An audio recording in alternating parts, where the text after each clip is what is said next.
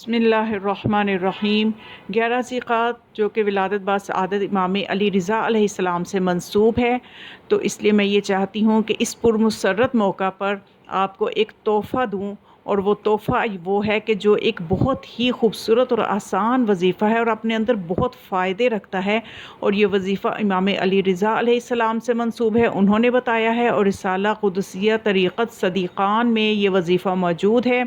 امام علی رضا علیہ السلام فرماتے ہیں کہ وقت زوال 170 مرتبہ یا قدوسوں کا ورد دل کو نورانی کر دیتا ہے اور اسے شیطانی وسوسوں سے امان مل جاتی ہے۔